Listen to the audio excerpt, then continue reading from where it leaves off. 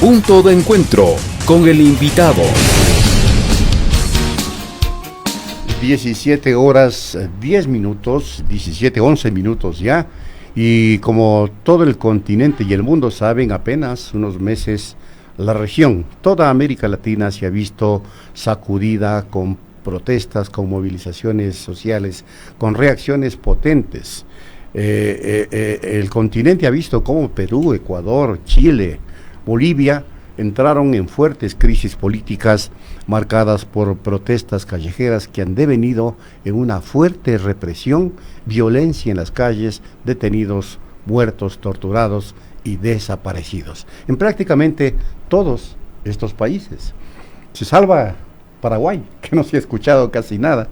Acaso Uruguay, pero que espera unas elecciones muy pronto. ¿Qué es lo que está pasando en América Latina? ¿Cuáles son las causas y obviamente las consecuencias de semejante convulsión social? Le preguntamos de inmediato a nuestro invitado Leo Jaramillo, analista internacional. Leo, muy buenas tardes. Está planteada ya la premisa. Bueno, buenas tardes. Sí, efectivamente, ahora estamos viendo un contexto de movilizaciones sociales bastante generalizado a nivel de América Latina. Bueno, en términos de, ¿por qué se debe, a qué se deben todas estas cosas? En realidad podemos verlo por varios factores, algunos de ellos coyunturales y otros de ellos estructurales, que ya son de cómo funcionan, cómo han estado funcionando, cómo están construidos los estados y los países en América Latina en general en estos momentos. Actualmente, algo que tampoco tenemos que diseñar son los factores económicos, que en este momento definitivamente están golpeando a todos los países de la región. En la década pasada, en los años 2000 hasta más o menos hasta 2015 aproximadamente, 2014 bajo algunas métricas, tuvimos un movimiento bastante interesante en términos de los commodities y los productos que se producían en América Latina en general, que eventualmente llegó a su fin. Los precios del petróleo han bajado en el caso ecuatoriano, y hay algunas afectaciones también que han ido pasando. En este contexto, los estados que estaban acostumbrados a un cierto modelo de solidaridad, de prebendas, de desarrollo, de crecimiento sostenido en base mucho a estos dineros, de repente se quedan sin estos recursos y empieza otra vez la carga a moverse a, qué es lo que pasa cuando ya el Estado se vuelve más pequeño, es lo que nos pasa aquí en el Ecuador. Y empezamos entonces ya a observar efectivamente las limitaciones que tienen los modelos políticos, tanto de coyuntura, en términos de lo que habían pasado en los últimos gobiernos en América Latina en general, como también elementos estructurales, como por ejemplo lo que pasa en Chile, en términos de cómo es que históricamente desde el fin de la dictadura en los años 80, a principios de los años 90, se distribuye la riqueza en esos países, y en este momento se empieza a observar que estos esquemas de distribución, que estos esquemas de cómo se comparte el poder, de quién ejerce el poder efectivamente, están llegando a un límite. Ya no son tan representativos, ya no benefician realmente tanto a las personas como en un principio tal vez se podía haber creído, independientemente de los índices macroeconómicos, y por lo tanto empezamos ya a ver las fracturas en el sistema. Eso a nivel... Y en alguna medida o en otra, lo mismo termina pasando en la mayoría de países de América Latina, aunque obviamente con los diferentes contextos puntuales y con las puntualizaciones que hay que hacerse para cada uno de ellos. Ahora, ¿se puede hablar de crisis sistémica? En cierto sentido, yo diría que sí. En buena medida lo que creo que estamos observando en este momento es justamente las limitaciones que ha tenido el modelo de Estado que se ha estado tratando de desarrollar en América Latina, en algunos casos desde los últimos 30 años, en otros desde un poquito más adelante. Pero sin embargo sí estamos viendo las limitaciones efectivamente de cómo es que se plantean las instituciones, cuál es el papel que tiene que tener el Estado frente al ciudadano y qué demandas tenemos ahora los ciudadanos frente a lo que los Estados hacen o deberían estar haciendo. En algunos sentidos, por ejemplo, lo que está motivando mucho las protestas en Chile, en Colombia, en buena medida también aquí en el Ecuador, en realidad, por ejemplo, es qué tiene que hacer el Estado alrededor de la educación. ¿Ya? Lo que se busca es justamente que en Chile no se tengan estas deudas estudiantiles impagables que impiden que muchas personas vayan a la universidad.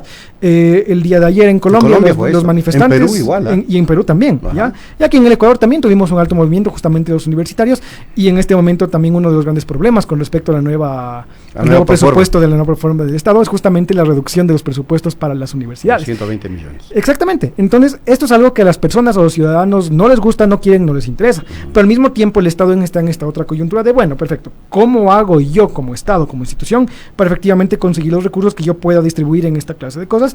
Y ahí tampoco tenemos respuestas fáciles. Ahora, no es anacrónico plantear que la crisis es del sistema neoliberal, porque se podría decir, no, pero en Bolivia no había un sistema que justamente apunte hacia allá, pero ahí lo que se está peleando ahora es por el retorno a ese sistema. Sí, correcto. Sin caer en el cliché, ¿no? Porque Sí. hay que salvar ciertas diferencias. Oh, definitivamente. Claro. En realidad, justamente, sin caer en el cliché de es que es culpa del neoliberalismo, Exacto, hay que exacto. empezar a ver también hasta qué punto realmente se ha salido del neoliberalismo en Exacto, buena medida. exacto. Y la salida de este viejo modelo económico tan altamente criticado en realidad es más ficticia de lo que la gente cree. Al final del día, como decía al principio de la intervención, muchos de los beneficios económicos que reportamos a partir del año 2009 en adelante fueron justamente por los altos precios de los bienes, productos, No porque servicios, se haya transformado o pero que haya no salido del porque se sistema. haya reformado exactamente, ¿ya? Al final del día, veamos hoy día qué es lo que produce el Ecuador frente a lo que producía hace 10 o 15 años. Y no tenemos una gran diferencia en ese sentido. Vamos a ver tal vez cómo está estructurado el Estado. Ahí tenemos una transformación más importante porque el Estado ha asumido grandes roles, Claro, que había una un cierta alto nivel demanda, de había una inversión, necesidad, ¿no? había un alto nivel de inversión. Se ha visibilizado o se ha tratado de concebir al Estado como el elemento, como aquella entidad que es capaz de reducir o de minimizar estas grandes diferencias entre ricos y pobres, pero al final del día esto se construye sobre una base muy efímera, que es justamente este crecimiento de los bienes de consumo, y que habrán caído y que por lo tanto el Estado ya no tiene plata, pero como al final básicamente se dedicó mucho a la cuestión prebendal y menos a la transformación realmente sistémica, ahora ¿cómo se sostiene esto? Sin embargo, también a lo largo del tiempo ya tenemos unas demandas sociales construidas, ya tenemos personas que se han acostumbrado, y no lo digo en un sentido peyorativo, a que el Estado les dé una mano, en buena medida porque ya estamos pensando que ese es el papel que el Estado tiene y que debería tener, y eso no es malo, ni es irracional, ni es una cosa de vagos, pero también hay que tener en cuenta que el Estado tiene limitaciones en términos justamente de los recursos, porque esa base sobre la que se construía ya no existe y ahora está ante estos dilemas de, bueno, ¿y ahora qué hago? Entonces vamos a tener que mantener el precio de las gasolinas, pero para esto tengo que comerme el presupuesto en educación. Pero quiero también atraer la producción, pero esto significa bajar los impuestos, lo que significa volver al modelo para algunos, pero tal vez subir para otros, lo que significa más o menos, estoy sobresimplificando, pero básicamente una vuelta, entre comillas, al viejo modelo neoliberal que realmente nunca llegó a abandonarse. Ajá. Ahora, el modelo de representación también está fracasando al parecer, porque hablábamos del deterioro institucional, ciudadanías en América Latina que no confían en sus instituciones, parlamentos que son absolutamente subvalorados, ni valorados si quieren, ¿no?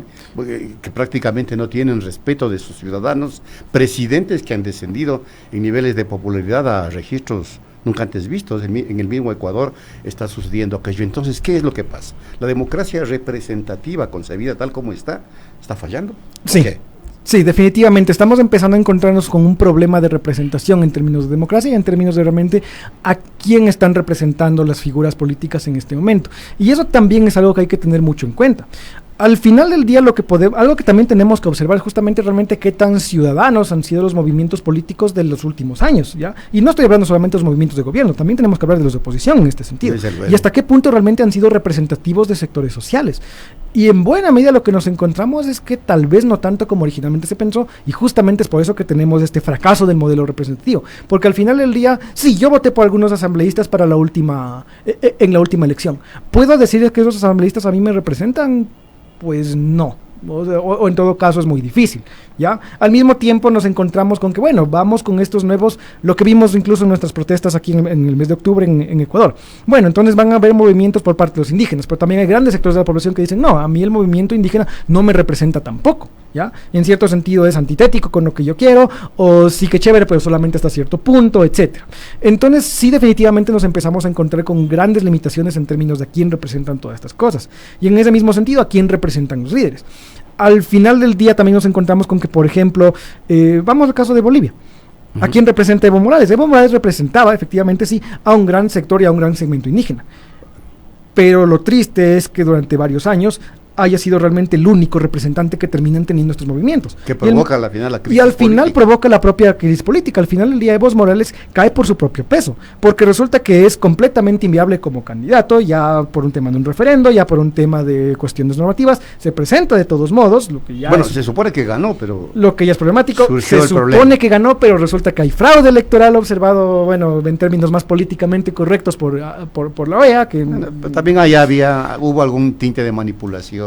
exacto, entonces nos encontramos con una serie de problemas bastante complejos ahí, pero Es increíble que en todo este tiempo realmente el único representante indígena en Bolivia capaz de ganar una elección sea Evo Morales. O sea, no hay cuadros para los recambios en América Latina. Exactamente, es justamente una falta el de problema. estructura y de formación de cuadros políticos en todo el continente, ¿no? Correcto, y aquí volvemos básicamente a la vieja cosa o a la vieja idea de los caudillismos en América Latina, que aquí en Ecuador simplemente subsisten. O sea, aquí podemos irnos bastante atrás en el siglo pasado a la figura de Velasco Ibarra y nos vamos a encontrar que en muchas lógicas termina funcionando lo mismo como otros líderes. Bueno, y ahora está pasando en el Ecuador casi lo mismo. Al menos en determinado sector político no hay otro líder, el único. Y en la derecha, tanto como en el centro izquierdo hacia la izquierda, ¿no? Sí, claro, exactamente. Entonces, en ese mismo sentido, también, digamos, con letras, ese líder no es el presidente actual. ¿Ya? Lenín Moreno lamentablemente no tiene ese nivel, no tiene esa capacidad, no llegó con ese liderazgo, no llegó con esa popularidad, y justamente pasa lo que se observaba hace un momento. ¿Cuál es el nivel de aceptación, de representación o de popularidad que tiene nuestro presidente en este momento? ¿Cuál es su nivel de apoyo? Y resulta que es bajísimo. ¿Ya? No es nulo tampoco, pero es muy bajo. No, 2 de cada 10 personas lo respaldan. Eso sí está llegando a esos niveles, creo que ha de haber disminuido. Pero esta anomia que hay en la gente, que mi importismo es peligrosa.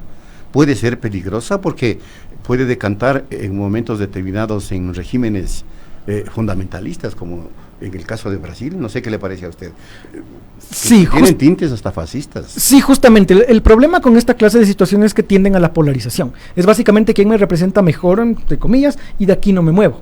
Y en ese sentido termina bastando o termina siendo suficiente una persona, una figura o un movimiento, alguna cosa que concentre, me invento, un 30% de la población. Si es que el resto está fragmentado en 10, en 7 personas que se llevan 10, el 30 ya está. No es representativo de todos, definitivamente, probablemente los demás lo odian con pasión, pero al final del día es el que queda porque es el más popular. O en todo caso es el menos impopular, para ponerlo en otros términos. Y eso justamente afecta mucho la representatividad de las instituciones, y otra vez volvemos a caer en este problema de hasta qué punto la democracia representativa realmente no está funcionando y hasta qué punto realmente llega a ser representativa, o incluso hasta a cuestionarnos un poco más. Una conversación que tenía yo con otra persona hace un par de semanas: ¿qué significa la representatividad? ¿Qué nos representa mejor?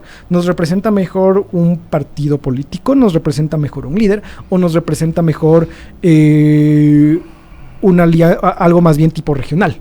¿Ya? Yo me identifico más con mi barrio, con mi vecindario, con mi ciudad, con mi población, con mi comunidad, con una línea política. ¿Ya? Entonces tenemos que empezar otra vez a volver a pensar qué mismo significa la representación en este punto, porque sí hay cuestionamientos muy serios. Al final del día, ¿qué es lo que representa más a justamente lo que decíamos aquí en el Ecuador, el movimiento indígena? Bueno, el ser indígena en algunos casos. Y esto no tiene que ver con una afiliación de izquierda, de derecha, de centro. Yo creo que esta es la línea política o la línea económica más conveniente. No, yo soy indígena. Y ahí caemos otra vez en un vacío relativamente peligroso, porque ¿qué significa entonces que mis representantes a mí me representan porque soy indígena? Básicamente que yo tengo poco input, yo tengo muy pocas presiones en términos de lo que yo quiero que esos líderes realmente hagan, más allá de ser indígenas, que es lo que los identifica conmigo, ¿ya? Ahora, y ahí es donde justamente entramos a las limitaciones y a las grandes críticas que había con las propuestas del movimiento indígena, por ejemplo, en términos económicos, porque las subieron.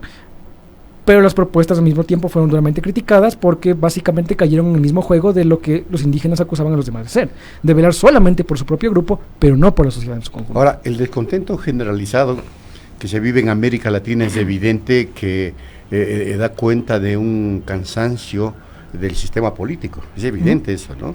Y tal vez el sector medio de la sociedad, de las sociedades, están sintiendo que pueden caer en niveles de pobreza que en un momento dado pueden ser también insostenibles, y esto podría estar generando o profundizando los niveles de crisis. Y otra cosa, los gobernantes, yo le veo que usted es una persona joven, bastante joven, los gobernantes están sabiendo sintonizar a las nuevas generaciones y sus formas de organización, de aglutinamiento, para poder dar respuesta a estos sectores, porque recordemos, en Chile, los que comenzaron la bronca fueron los estudiantes secundarios, cuando comenzaron a protestar contra del metro. Sí, por supuesto. Subida del metro. Sí, claro. No, en realidad aquí lo que tenemos también es las nuevas generaciones, las sociedades jóvenes, también están empezando, y esto es algo bastante nuevo, todavía no está muy claramente terminado, pero están empezando y están aprendiendo a observar y a tener nuevas formas justamente alrededor de la política, acerca justamente de cómo se comunican, cómo se promocionan, qué es lo que hacen, qué es lo que dicen, cómo manifiestan su discurso, ¿ya? Su discurso político, su discurso ideológico, el discurso que tengan.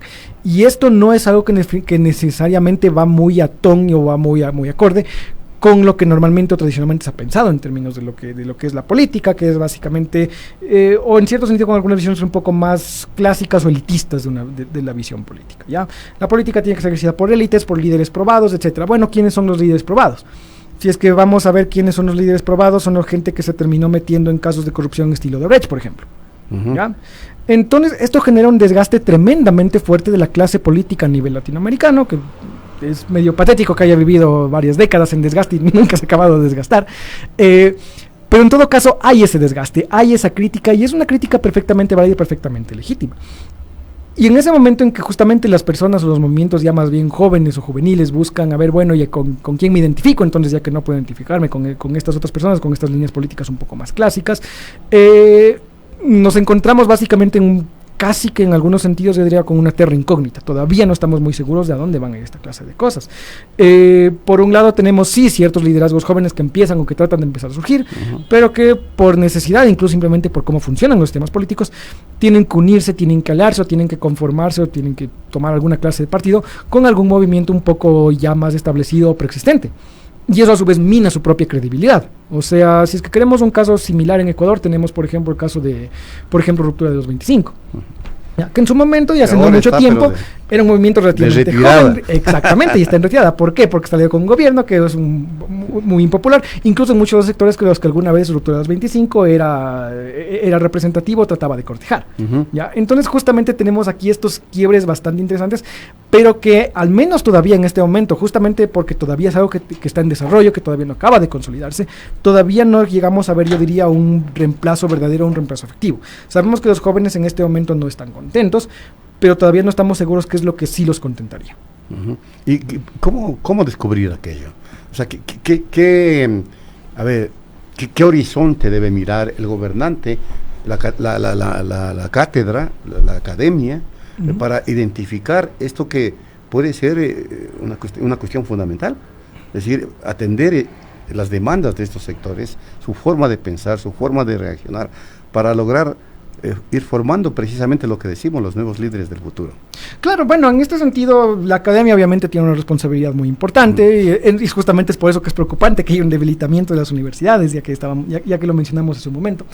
Pero, por ejemplo, sí, hay que ir conociendo, hay que ir investigando. El mundo de hoy no funciona como el mundo de hace 10 años, el mundo de hace 10 años no funcionaba como el de 20, etcétera, etcétera, etcétera. Y, por ejemplo, vamos, con formas de comunicarse. ¿Qué es lo que pasa ahora con, por ejemplo, las redes sociales y ciberespacio? Que ahora son altamente influyentes en términos de lo que las personas piensan, lo que las personas opinan, o incluso lo que las personas creen. Hay el problema serio, por ejemplo, de las noticias falsas, las fake news que les dicen en inglés, ¿ya? Porque al final del día, esto es lo que manifiesta, es lo que a ti te da forma a un discurso político, ¿ya? Cómo piensan o cómo conciben su realidad mediada a través de, por ejemplo, esta clase de cosas. Al final, nuestra visión o la visión que tenemos las personas del mundo viene mediada por lo que vemos y lo que no vemos. ¿Ya? Y ya para bien o para mal, ya pasó la época en la que nosotros nos enterábamos de las cosas a través de televisión o el periódico. ¿Ya? Ahora uno durante las manifestaciones podía informarse de qué es lo que decían los policías por un lado, los militares por otro, y las personas que estaban marchando en la calle por otro, sin tener que en ningún momento tocar un solo medio de comunicación. Claro. Reviso el Twitter de la policía, reviso el Twitter de los militares, veo que es el video que están streameando en Facebook aquí en las manifestaciones, y salió. ¿Ya? Entonces tenemos que empezar a concebir a comprender cómo es que los jóvenes se comunican, no solamente cómo consumen ellos información, que es importante, sino también cómo ellos la producen, porque además la producción de información en este punto también se ha vuelto relativamente fácil y relativamente democrática. Primer punto. Un segundo punto es justamente cuál es la relación que tienen los jóvenes con este sistema, y algo que se mencionó hace un momento, la anomia que se tiene es muy preocupante, porque justamente lleva a la radicalización, lleva a yo ya no quiero nada que ver con esta cosa sucia, podrida, corrupta, caduca, y por lo tanto tengo que rechazarla independientemente de qué es lo que se ponga en su lugar, en algunos casos. O tal vez de una forma un poco más reflexionada, bueno, con alguna otra cosa más que, no sé, movimientos juveniles, alguna suerte de mi invento, neoanarquismo, yo que sé, me estoy inventando, no digo que eso sea. ¿Ya? Pero definitivamente tenemos que empezar a ver cómo es que también se están consiguiendo, cómo se construyen estas nuevas también propuestas desde el ámbito un poco más juvenil, frente a un sistema estatal o un modelo de Estado que definitivamente en este punto está empezando a demostrar que tiene grandes fallas. Y no solamente para los jóvenes, porque no son los únicos que se manifiestan, sino también para los segmentos de la población que se ven más afectados o que se ven menos beneficiados, como justamente los sectores indígenas, los sectores populares y el sector medio, que en este punto también se encuentra que está empezando otra vez a ser la vieja clase sándwich. O sea, no es que está en la mitad, es la clase que está o siendo aplastada para abajo, o siendo aplastada un poco también, que trata de no caer en la pobreza, pero que al mismo tiempo trata de subir, pero no puede entrar al tope de los más ricos, y básicamente se comprime. Entonces empezamos otra vez con esta serie de problemas, y al final del día, ¿a quién representa esta gente? También es una pregunta bastante abierta. Fenómeno que se puede decir similar en América Latina, ¿no? Porque América Latina, digamos, somos iguales. En ese sentido, sí. En ese sentido, sí, somos sociedades bastante parecidas en ese punto, ¿no? Y por eso digo, en realidad con las diferentes puntualizaciones, claro, en un caso por un problema político electoral, en otro caso por promesas de campaña, en otro caso por cuestiones grandemente estructurales, como en el caso chileno, en todos casos empezamos a ver que el modelo está empezando a tener fallas, ¿ya? Y sí, es un problema en buena medida estructural, disparado por cuestiones coyunturales, que en cada país son diferentes, en Ecuador una cosa económica, en Colombia una cosa más política, en Chile una cosa más puramente estructural, pero al final del día que nos da cuenta que efectivamente es un modelo de Estado que en este momento está empezando a entrar en crisis, está entrando en cuestionamiento, pero que las salidas del todo, al menos justamente porque acaba de entrar, porque estamos empezando ya a observar más claramente esta crisis, las salidas todavía no están del todo claras. Correcto, gracias. Una visión joven de lo que está sucediendo en América Latina con Leo Jaramillo, que nos ha acompañado en la tercera emisión de Punto Noticias. Leo, muchas gracias. Muchas gracias, buenas tardes. Hacemos la pausa.